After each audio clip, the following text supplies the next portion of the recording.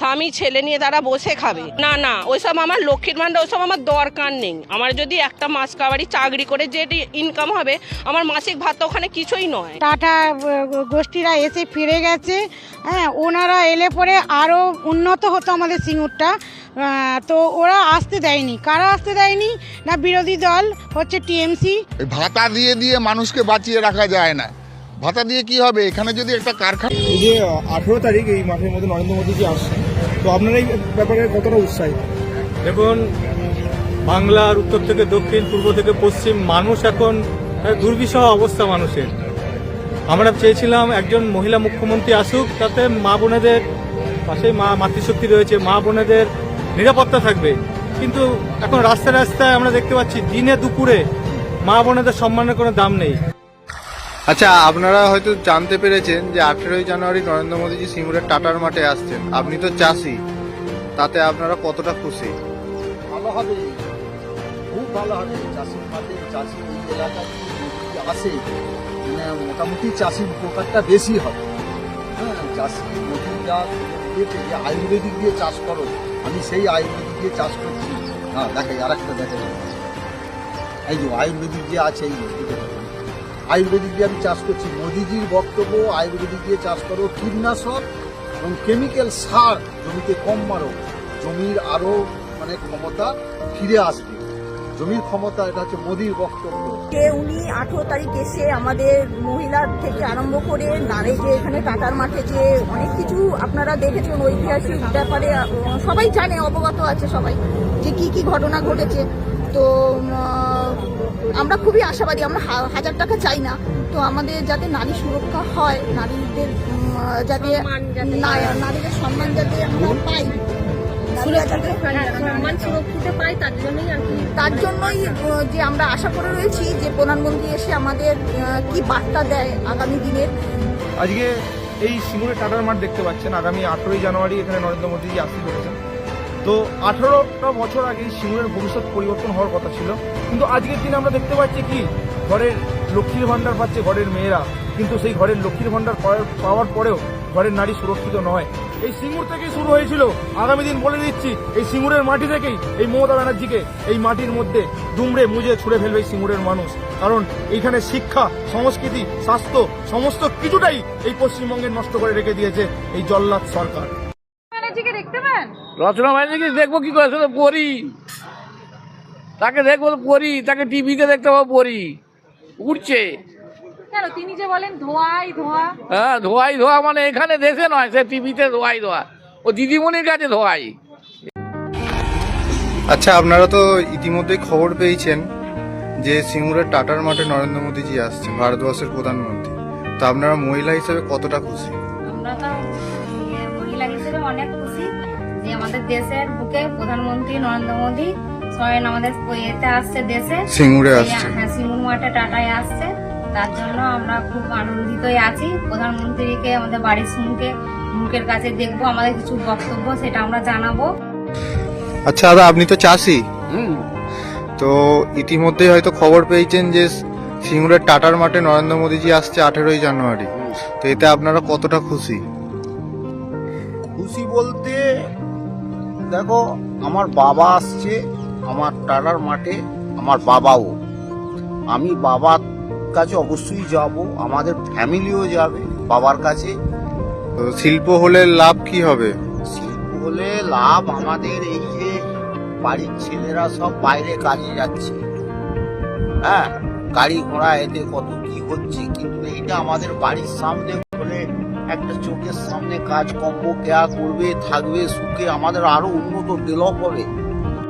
18ই জানুয়ারি ভারতবর্ষের প্রধানমন্ত্রী যশস্বী নরেন্দ্র মোদীজি আসবেন। আপনি কি বলবেন একজন চাষি হিসাবে?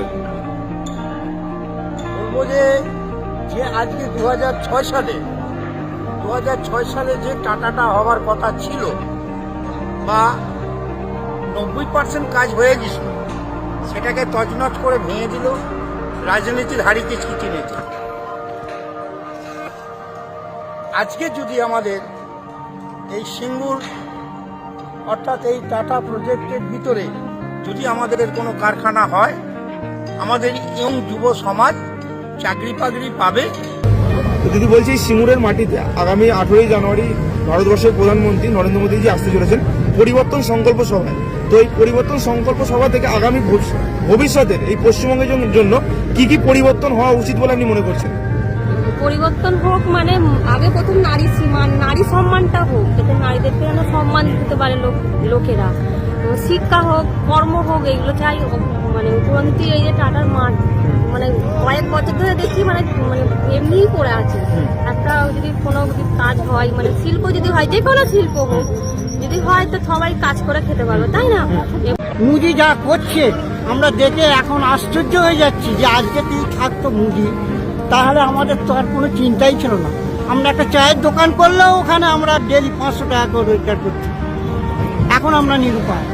আগামী 18ই জানুয়ারি টাটার মাঠে প্রধানমন্ত্রী নরেন্দ্র মোদীজি আসছেন, এতে আপনারা কতটা খুশি? খুশি মানে দারুণ খুশি, কারণ মোদিজিকে আমরা ভগবান বলে মনে করি। আর উনি আসছেন মানে একটা আমরা আশা করে আছি যে এই কারখানা একটা হবে, যে শিল্প ধ্বংস হয়ে গেছে সেই শিল্পটা আবার নতুন করে তৈরি হবে। এই 18ই জানুয়ারি এখানে নরেন্দ্র মোদীজি আসছেন, তো ওনার সবার প্রস্তুতি প্রায় অনেকটা এগিয়েও গেছে। তো আপনি সিঙ্গুরের কৃষক হয়ে আপনি কি বলতে চাইবেন?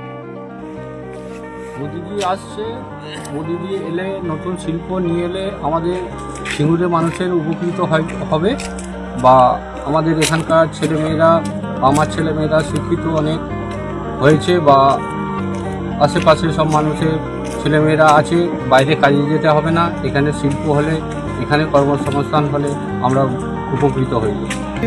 ঐতিহাসিক সিঙ্গুর, যে সিঙ্গুরের মাটি থেকে আজ থেকে 18 বছর হলো টাটা চলে গেছে। 18 বছর পরে আমাদের ভারতবর্ষের প্রধানমন্ত্রী নরেন্দ্র দামোদর দাস মোদী যে উনি আসতে চলেছেন এই সিঙ্গুরের মাটিতে।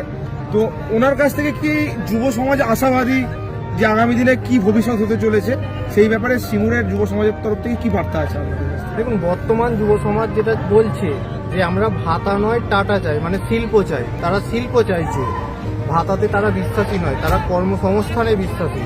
তারা কাজ চাইছে যাতে তাদের দুবেলা দুমুঠো তারা ঠিকঠাকভাবে খেতে পারে এবং বাড়ির মা বাবাকে সযত্নে রাখতে পারে, খাওয়াতে পারে।